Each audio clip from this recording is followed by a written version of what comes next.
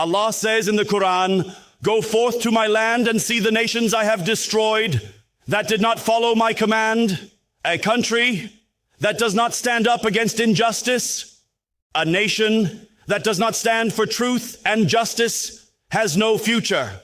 Aristotle said one thing 10,000 years ago: two classes will not stand up to oppression and injustice. Number one, those who are cowards, who are afraid that if we stand up to this powerful oppressor, he will oppress us. And the other, the selfish.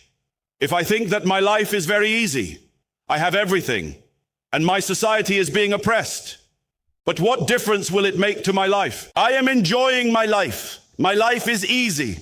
This is the biggest problem of Pakistan's elite, because it is comfortable. It is an easy life. So they think, why should we fight the oppressor? And in this way, a society becomes slaves. They become slaves of oppression.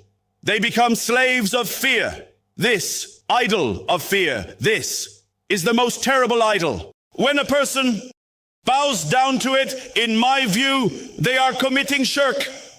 When they do not raise their voice against oppression, that is why Allah has made jihad obligatory upon us. When you stand against oppression, you can end it